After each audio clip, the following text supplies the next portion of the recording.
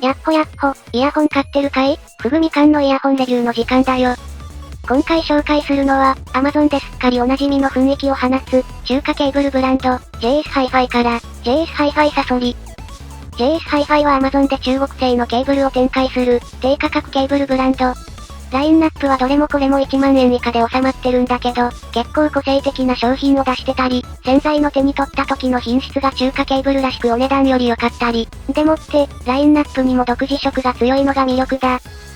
今回紹介するサソリも、なかなか他には見ない構成で、3色の線の色が組み合わさった構成になっている。これはこの色から想像できる通り、純銅線、金メッキ線、加えて金メッキがさらに追加された、3種類のケーブルがミックスされたケーブルだ。とはいえ、この3種類のミックス線、というのは過去にもいくつか出てるんだけど、このサソリが独特なのは、これを極太線でやったこと。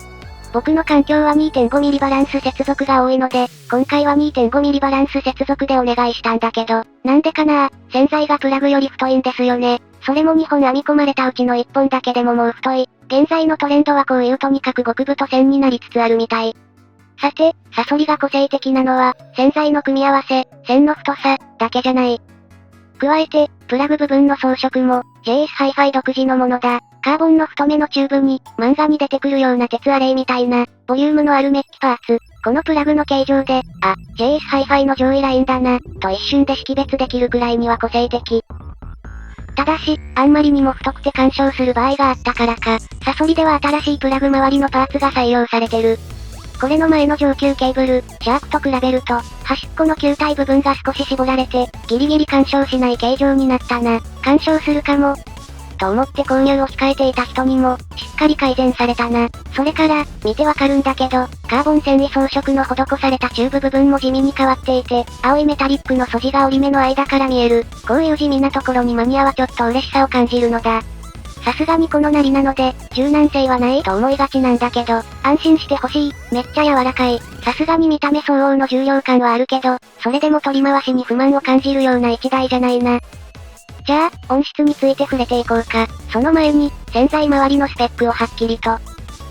伝えたいところなんだけど、本気、明確なスペックの表示はなし、ある意味潔い、金メッキ、無酸素銅の表記のみ、実際聞いて満足できればいいのだ。イヤホンのケーブルは、純銅、無酸素銅だったり、単結晶銅だったりがメインになって、そこに、より高音が伸びやかになる銀メッキ、より低音が豊かになる金メッキ、なんて風に、ある程度マニアになるとイメージが固まってくる。サソリはそれぞれの洗剤が同じ分量使用されていて、これらの良いところ取りを狙ったケーブルだ。なおかつ、極太にコア、という組み合わせはどんな音をもたらすかというと、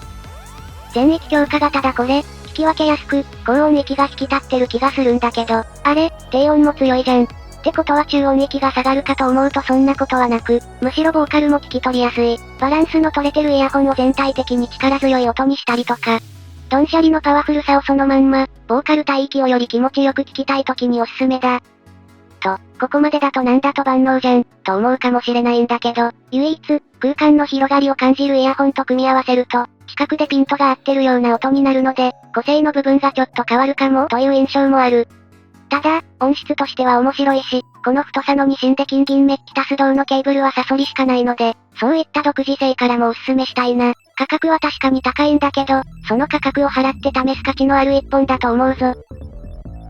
と、こんなところだな。ケーブル交換まで行くと色々賛否あると思うんだけど、この価格でも音変わったら面白いよな。とお考えの人は、一度、同じ JS Hi-Fi の低価格ラインから試してみるのはいかがかな？最近は安くて面白いケーブルも多いので、低価格ケーブル揃えて遊ぶのも楽しそうだ。